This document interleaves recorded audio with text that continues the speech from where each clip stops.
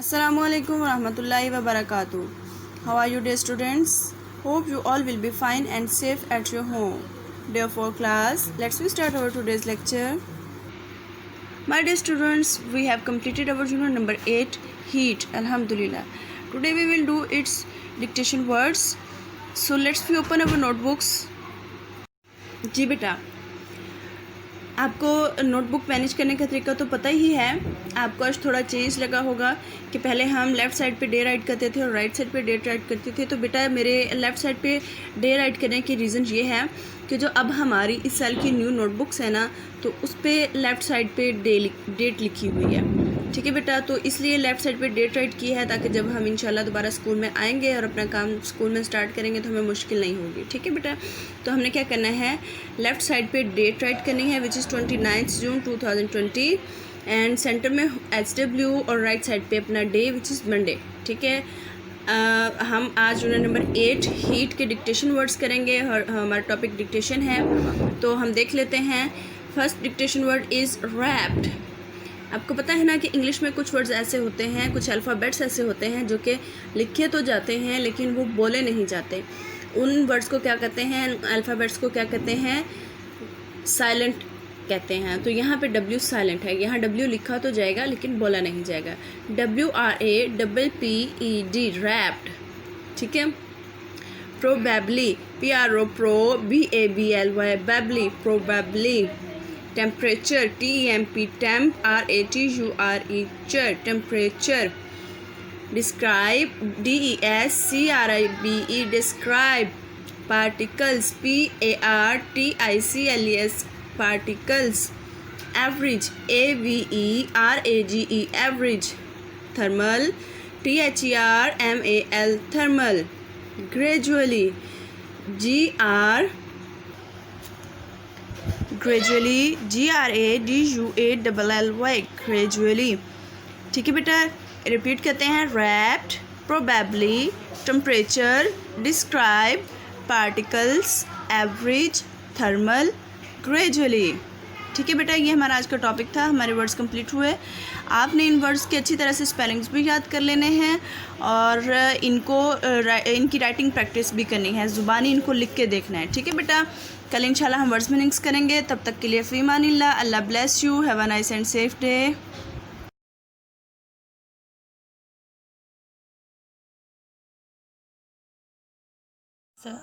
Assalamualaikum for class. How are you students? I hope you all are fine. Now we start our period of English. Open your notebooks. Prepare your notebook. Write the day and date. The unit is young writer and the topic is questions answers.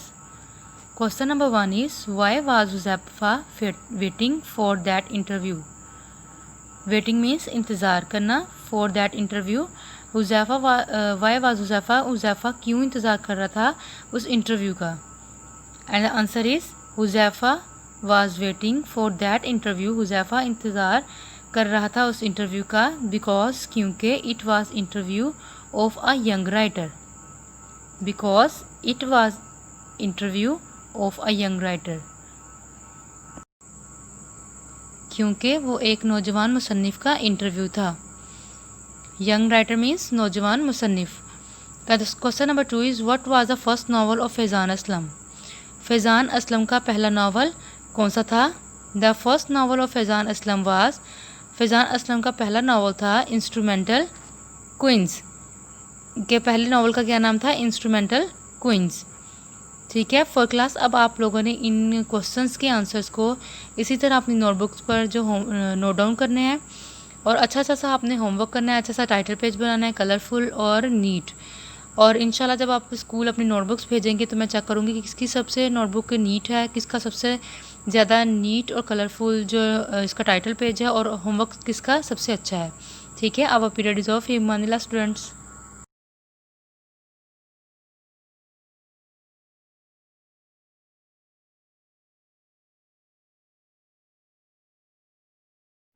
Assalamu alaikum warahmatullahi wabarakatuh. How are you dear students? Hope you all will be fine and safe in your homes. Dear students, आज आप लोगों का maths का test है। Start में आपने यहाँ पे नेम राइट करना है, यहाँ पे आपने आईडी राइट करनी है। ठीक है, टोटल मार्क्स आपके हैं 10। 10 मार्क्स का आपका टेस्ट है, page number 69 and 70। Question number 1 है select the correct answer from the given option. आपके पास ये ऑप्शन दिए गए हैं, आपने इनको सॉल्व करना है। सॉल्व करने के बाद जो आंसर निकलेगा आपने इन 4 ऑप्शंस में से एक पे टिक करना है। फर्स्ट आपके पास है 5/8 - 3/12 इज इक्वल टू, इसे आपने सॉल्व करना है। सॉल्व करने के बाद आपने इसका आंसर निकालना है और टिक करना है। सेकेंड हमारे पास है the common denominator of 9/14 + 5/18 is, आपने इनके कॉमन डिनोमिनेटर्स निकालने हैं और जो आंसर आएगा उस पर टिक करना है। ठीक है। क्वेश्चन नंबर 2 है add and subtract the following fractions. ये आपके पास ऐड का क्वेश्चन है, ये सब्ट्रैक्ट का क्वेश्चन है, ये ऐड का क्वेश्चन है। आपने इन क्वेश्चंस को सॉल्व करना है। ठीक है। अब क्वेश्चन नंबर 1 आपका 4 मार्क्स का है और क्वेश्चन नंबर 2 आपका 6 मार्क्स का है। ठीक है बेटा, टेस्ट आपने बिल्कुल नीट टेस्ट राइट करना है और ठीक राइट करना है। ठीक है, टेक केयर, अल्लाह हाफिज़।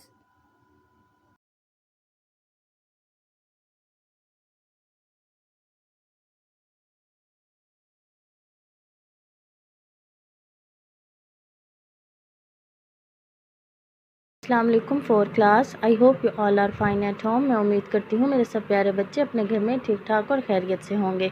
प्यारे बच्चों, अब हम हमारा उर्दू का लेक्चर शुरू करते हैं। उसके लिए मेरे सब प्यारे बच्चे अपनी उर्दू की बुक्स ओपन करेंगे। शाबाश बेटा, जल्दी से ओपन कर लें। हाँ जी मेरे प्यारे बच्चों, जैसे कि आप सबको मालूम है कि हमने कल हमारी नज़म परिंदे की फरियाद की अल्फाज जुमले किए थे। तो प्यारे बच्चों, आज हम क्या करेंगे, आज हम इसकी मश्क शुरू करेंगे। तो उसके लिए मेरे सब प्यारे बच्चे अपनी मश्क वाला पेज ओपन करेंगे। शाबाश, जल्दी से ओपन कर लें बेटा। हाँ जी प्यारे बच्चों, हमारी मश्क का सवाल नंबर 2 हम शुरू करेंगे। अब सवाल नंबर 2 क्या है, हम मायने अल्फाज को आपस में मिलाएं। बेटा इसका क्या मतलब है कि वो दो अल्फाज जो अल्फाज तो मुख्तलिफ है लेकिन उनके मायने क्या हैं वो एक जैसे हैं, वो उनका मायने एक है। ठीक है बेटा, तो हमने ऐसे अल्फाज को आपस में मिलाना है। तो बेटा अब हम देख लेते हैं। हमारा पहला लफ्ज़ है शबनम। क्या है पहला लफ्ज़? शबनम। तो बेटा शबनम क्या होती है कि सुबह के वक्त जो है वो फूलों पर और पत्तों पर जो छोटे छोटे पानी के कतरे होते हैं जिनको हम आम अल्फाज में ओस भी कहते हैं, तो बेटा वो क्या होती है, वो शबनम होती है। बेटा ओस का भी मतलब क्या होता है, पानी के छोटे कतरे, और शबनम का भी क्या मतलब होता है, पानी के छोटे कतरे। तो बेटा अब ये देखें, हमारे कॉलम बे में जो है वो लफ्ज़ ओस जो है वो बताया गया, लिखा गया है। तो बेटा अब हम क्या करेंगे, हम इन दोनों को आपस में मिला देंगे। ठीक है बेटा, हाँ जी, शबनम ओस। अब हमारा अगला लफ्ज़ है आशियाना। आशियाना, हाँ जी। तो बेटा आशियाना क्या होता है, आशियाना होता है परिंदों का घर, यानी कि किसी का भी घर। तो बेटा अब क्या होता है कि परिंदे जो है वो अपना छोटा सा आशियाना बनाते हैं। वो क्या बनाते हैं, जिसमें वो रहते हैं, वो क्या होता है, वो घोंसला। उसको क्या कहते हैं, उसको आशियाना भी कहा जाता है और घोंसला भी कहा जाता है।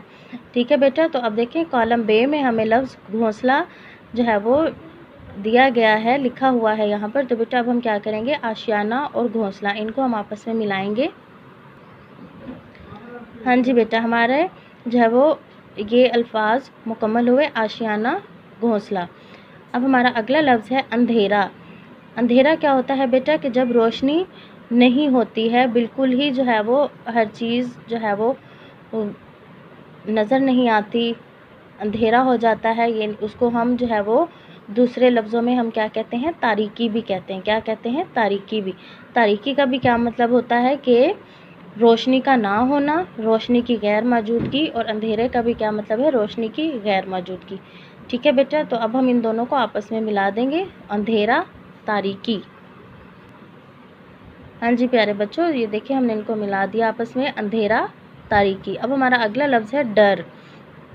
अब बेटा डर क्या होता है कि किसी भी चीज़ का खौफ, या किसी भी चीज़ के बारे में जो है वो जिससे दिल में खौफ आ जाए या दिल डर जाए या एक अजीब से जो है वो हालत हो जाए, उसको हम क्या कहते हैं, डर। तो बेटा डर को हम दूसरे अल्फाज में क्या कहते हैं, खौफ। डर, खौफ। ठीक है बेटा, अब हम इनको आपस में मिला देंगे। हाँ जी, ये आपस में हमने इनको मिला दिया, डर, खौफ। अब हमारा अगला लफ्ज़ है किस्मत। अब बेटा किस्मत क्या होते हैं, जो अल्लाह की तरफ से किसी भी इंसान का या किसी भी चीज़ का जो है वो फ़ैसला किया जाता है कि अब इसके साथ ये होगा या अब इसकी ज़िंदगी में ये काम होगा। जो हमारे लिए अल्लाह ताला ने फ़ैसला करके लिख दिया होता है उसको हम क्या कहते हैं, किस्मत कहते हैं। और किस्मत को हम दूसरे अल्फाज में क्या कहते हैं, मुक़द्दर। किस्मत, मुक़द्दर। ये देखिए हमें कॉलम बे में लफ्ज़ मुक़द्दर दिया गया है। तो बेटा इन दोनों का क्या मतलब है, इन दोनों का मतलब है कि वो चीज़ जो अल्लाह की तरफ से इंसान के लिए लिख दी गई होती है वो क्या होती है, किस्मत, मुक़द्दर। ठीक है बेटा, अब हम इनको आपस में मिला देंगे। हाँ जी, तो प्यारे बच्चों इस तरह से हमारा ये सवाल नंबर 2 हम मानी अल्फाज आपस में मिलाएं मुकम्मल हुए। हमने हम मानी अल्फाज को आपस में मिला दिया है। ठीक है बेटा, अब हमारा अगला सवाल देख लेते हैं। हाँ जी प्यारे बच्चों, हमारा सवाल नंबर 3 है खाली जगह पुर करें। ठीक है, अब यहाँ पर हमें जुमले दिए गए हैं, उसमें जो है वो कुछ लफ्ज़ जो हैं वो नहीं लिखे गए, उनके लिए जगह खाली छोड़ी गई है। तो अब हमने क्या करना है कि हमने जो है एक सूटेबल यानी कि वो अल्फाज जो इस खाली जगह में लगकर जुमला मुकम्मल करेंगे हमने वो यहाँ पर लिखने हैं। ठीक है बेटा, अब हम देख लेते हैं हमारा पहला जुमला क्या है। अलिफ, लगती है चोट, डैश पर आता है याद जिस दम। हाँ जी, अब क्या है बेटा, ये इस नज़म का जो है वो एक शेर है, लगती है चोट, डैश पर आता है याद जिस दम। तो बेटा उस परिंदे की चोट जो है वो कहाँ लगती थी, जब उसको अपना जो है वो गुज़रा हुआ वक्त याद आता था। तो लगती है चोट दिल पर, उसके कहाँ चोट लगती थी, उसके दिल पर चोट लगती थी। तो यहाँ हम क्या लिखेंगे, दिल लिखेंगे, लगती है चोट दिल पर। ठीक है बेटा, अब हमारा अगला जुमला है बे, क्या डैश हूँ घर को तरस रहा हूँ। हाँ जी, तो परिंदे ने ख़ुद को क्या कहा था, हमने कल अभी जो है वो सवाल में भी पढ़ा था कि परिंदे ने ख़ुद को जो है वो बदनसीब कहा था। ठीक है बेटा, तो क्या है कि क्या बदनसीब हूँ मैं घर को तरस रहा हूँ। क्या कि वो उसने जो है वो अपने नसीब को, अपनी किस्मत को जो कहा था कि मेरी किस्मत जो है वो बहुत बुरी है कि मैं जो है वो अपने घर को ही तरस रहा हूँ कि मेरा घर होने के बावजूद भी मैं इस कैद में हूँ। तो यहाँ पर बेटा क्या आएगा, बदनसीब। ठीक है, यहाँ पर हम लिख लेते हैं। हाँ जी, इस खाली जगह में क्या आएगा, बदनसीब। अब हमारी अगली खाली जगह देख लेते हैं जी, साथी तो हैं वतन में मैं डैश में पड़ा हूँ। तो प्यारे बच्चों परिंदा जो है वो कहाँ था, किधर पड़ा हुआ था, वो कैद में पड़ा था। कहाँ था, कैद में था। उसके साथी जो थे वो उसी वतन में थे, आज़ाद घूम रहे थे, लेकिन वो कहाँ था, वो कैद में था। ठीक है बेटा, तो यहाँ पर क्या आएगा, कैद आएगा। हाँ जी बेटा, ये हमारी खाली जगह पूरी हुई, यहाँ पर क्या आ गया, कैद। अब हमारा अगला जुमला है दाल, इस कैद का इलाही डैश किसे सुनाऊं। हाँ जी, तो बेटा अब क्या था कि वो उसकी जो हालत थी कैद में रह के, पिंजरे में बंद रह के, तो वो तो उधर अकेला था। उस घर में जो इंसान थे, इंसान तो परिंदों की ज़ुबान नहीं समझते ना, तो अब वो अपना हाल भी किसी को नहीं सुना सकता था कि मैं कैद में हूँ तो मेरा क्या हाल है, मुझे क्या क्या याद आता है, मुझ पे क्या गुज़रती है। तो क्या था कि वो अपना हाल किसी को भी नहीं सुना सकता था। इस कैद का इलाही दुखड़ा किसे सुनाऊं। ठीक है बेटा, तो यहाँ पर क्या आएगा, दुखड़ा। हाँ जी, तो बेटा इस खाली जगह में क्या आएगा, दुखड़ा। अब हमारा अगला जो है वो जुमला, अगली खाली जगह क्या है, जब से डैश छुटा है ये हाल हो गया है। हाँ जी बेटा, तो उससे क्या उसका छुटा था, यानी कि वो उससे क्या दूर हो गया था, उसका क्या हो गया था, उसका चमन दूर हो गया था। उसका क्या हो गया था, उसका चमन दूर हो गया था, उसका बाग दूर हो गया था, उसका घर दूर हो गया था। वो उसके लिए उसकी एक पूरी दुनिया थी, उसके लिए वो उसका सब कुछ था। तो वो उससे क्या हो गया था, वो छिन गया था। वो इस कैद ने जो था वो सब कुछ छीन लिया था उसने। ठीक है बेटा, तो यहाँ पर क्या होगा, जब से चमन छुटा है ये हाल हो गया है। खाली जगह में क्या लिखेंगे, चमन। हाँ जी बेटा, ये हमारी खाली जगह मुकम्मल हुई। अब हमारी अगली खाली जगह देख लेते हैं, डैश हुए दिलों की फरियाद ये सदा है। हाँ जी बेटा, अब फरियाद क्या होती है, फरियाद जो होती है वो हम दुख में करते हैं ना, कि हम सदा जो है वो हम देते हैं किसी को, कि जब हम बहुत ज़्यादा दुखी होते हैं तो हम जो है वो फरियाद करते हैं, हम एक सदा लगाते हैं कि हमारी कोई आवाज़ सुन ले या कोई हमारा ये दुखड़ा सुन ले और हमारी बात को समझ ले। तो बेटा वो कब होता है कि जब हम दुखी होते हैं, या कोई भी जब दुखी होता है तो तब वो जो क्या है, फरियाद करता है, सदा लगाता है। तो बेटा इस खाली जगह में क्या आएगा, दुखे हुए दिलों की फरियाद ये सदा है। क्या है कि उसका दिल दुखा हुआ था ना परिंदे का बहुत ज़्यादा, तो बेटा उसके दुखे हुए दिल की ये फरियाद थी, ये सदा थी। ठीक है बेटा, तो यहाँ क्या आएगा? दुखे।